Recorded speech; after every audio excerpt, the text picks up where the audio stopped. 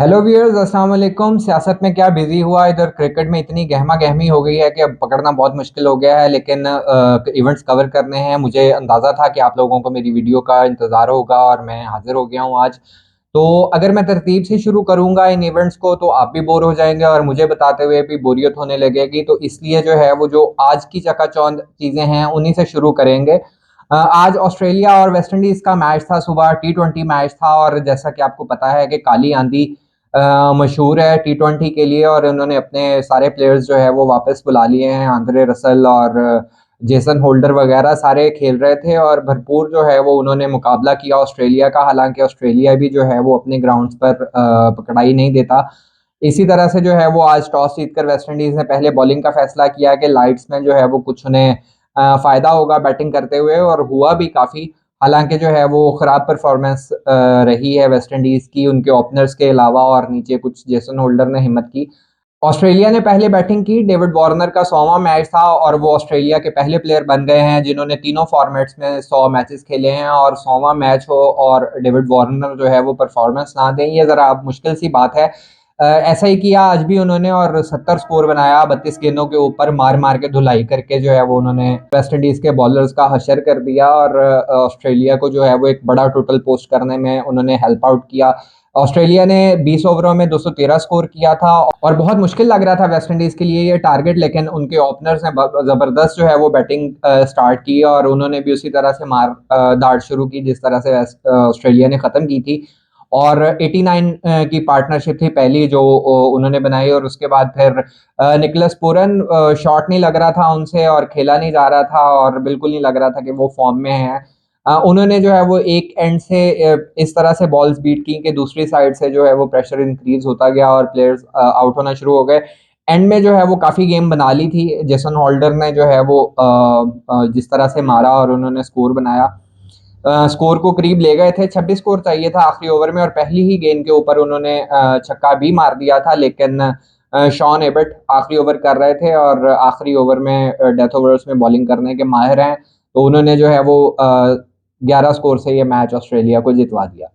और अब बात करेंगे श्रीलंका और अफगानिस्तान के दरमियान खेले गए वनडे मैच के बारे में। क्या ही रिकॉर्ड साज मैच था। 383 श्रीलंका ने पहले बैटिंग करते हुए किया था। प्रथम निशंका क्या यंगस्टर है और जबरदस्त डबल 100 किया उसने। कमाल ही हो गया उसकी बैटिंग देखकर, बहुत मजा आया। 210 स्कोर किया, नॉट आउट रहा। और जयसूर्या जो है वो मौजूद थे वहां पर उनकी बैटिंग देखने के लिए और उन्होंने भी बहुत ज्यादा अप्रिशिएट किया। क्या ट्वीट्स की लाइन लग गई थी उनके डबल 100 के बाद। पहला श्रीलंकन प्लेयर है जिसने 200 किया है। और अफगानिस्तान ने भी हार नहीं मानी। अफगानिस्तान ने भी पूरा मुकाबला किया। मोहम्मद नबी ने 100 किया, अजमतुल्लाह उमर जई उन्होंने भी 100 किया। वो नॉट आउट रहे, मोहम्मद नबी आउट हो गए थे। दोनों ने 130 प्लस स्कोर किया। बहुत अच्छा फाइट किया। 300 से ज्यादा स्कोर बनाया अफगानिस्तान ने। गालिबन 81 रन से जो है वो मैच हारे हैं, लेकिन बहुत फाइटिंग स्कोर था। इसकी झलकियां जरूर देखिएगा, बड़ा जबरदस्त मैच रहा है। स्पेशली जो है वो दोनों साइड्स की बैटिंग देखने का बहुत मजा आया। और अब जरा बात कर लें हमारे छोटे शाहीनों की, जो कि सेमीफाइनल हार गए हैं वर्ल्ड कप अंडर 19 का। लेकिन कोई बात नहीं, जिस तरह फाइट करके वो मैच हारे हैं, इस तरह के मैचेस जो है वो हार जीत होती रहती है। असल चीज़ ये होती है कि आपने फाइट कितना किया है। ऑस्ट्रेलिया के खिलाफ सेमीफाइनल था पाकिस्तान का और पाकिस्तान ने जो है वो स्कोर कम किया था। बैटिंग जो है उसमें हम शॉर्ट रहे, 177 सिर्फ कर सके थे। लेकिन उसमें भी हमने बहुत ज़बरदस्त फाइट किया और जैसे कि हमारी बॉलिंग जो है वो पूरे टूर्नामेंट में बहुत ज़बरदस्त रही है। पूरे टूर्नामेंट में जो है वो हमने 200 कंसीड नहीं किया और सेमीफाइनल में भी नहीं किया। और हम ऑलमोस्ट जो है वो 177 डिफेंड कर गए थे। अगर जो है वह आखिरी ओवर में हमारे पास एक फील्डर जो है वो हमें एक्स्ट्रा अंदर ना लेना होता तो क्योंकि स्कोरिंग रेट का मसला था, तो अगर इस तरह का चांस ना होता और स्कोर कुछ और ज़्यादा होता तो हम सेमीफाइनल जीत सकते थे। लेकिन well done boys. Junaid Khan को मुबारकबाद, मोहम्मद यूसुफ को मुबारकबाद और पूरी टीम को मुबारकबाद जिन्होंने फाइट की है।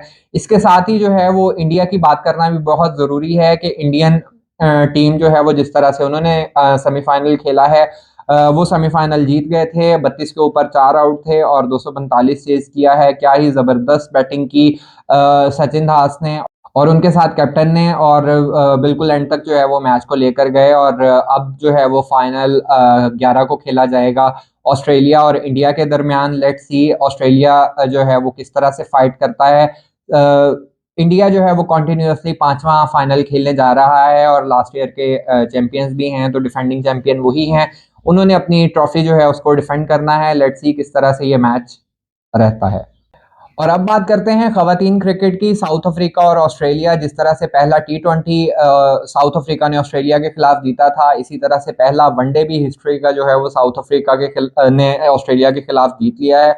जबरदस्त बैटिंग की और अगेन कैब ने बहुत जबरदस्त ऑलराउंड परफॉर्मेंस दी और उन्होंने अपनी टीम को जो है वो मैच जितवाया। और बहुत ज्यादा पुरजोश हैं साउथ अफ्रीकन प्लेयर्स जो हैं वो। तीसरा वनडे होना अभी बाकी है और सीरीज डिसाइडर है।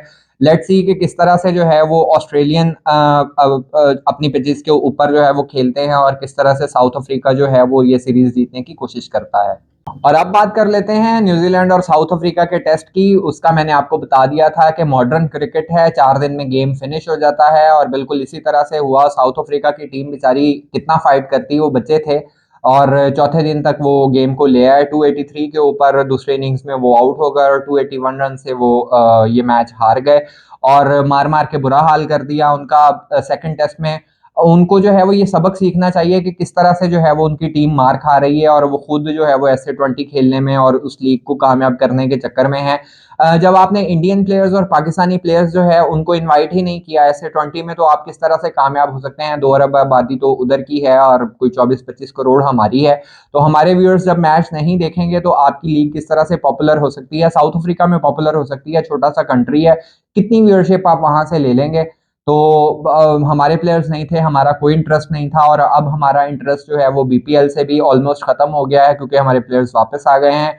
इलेक्शन डेज थे और प्लेयर्स ने वोट भी डालने थे और आगे पीएसएल की तैयारी भी है। तो मेरा ख्याल है जितना इनको एनओसी मिला हुआ था वो इनके एक्सपायर हो गए हैं और जो नॉन सेंट्रल प्लेयर्स हैं या जो रिटायर हो चुके हैं, मोहम्मद आमिर वगैरह, ये लोग जो है वो भी खेलते रहेंगे। बाकी प्लेयर्स जो है वो ऑलमोस्ट वापस आ गए हैं। ILT T20 से भी लोग वापस आ गए हैं, उसमें भी हमारा इंटरेस्ट बिल्कुल खत्म हो गया है। लेकिन आपने अपना इंटरेस्ट जो है वो बनाए रखना है क्योंकि आगे जो है वो पीएसएल आ रहा है और पीएसएल की तैयारी जो है वो सारी फ्रेंचाइजेस भरपूर तरीके से कर रही हैं। हम भी कर रहे हैं, हमें भी इंतजार है। लेट्स सी कि किस तरह से हमारे शेयर जो है वो आपस में लड़ाई करते हैं और किस तरह से इंटरनेशनल प्लेयर्स यहाँ पर आकर परफॉर्म करते हैं।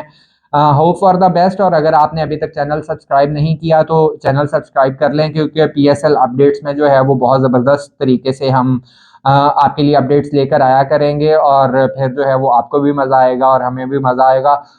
नेक्स्ट अपडेट्स तक के लिए अपना ख्याल रखें। अल्लाह हाफिज़।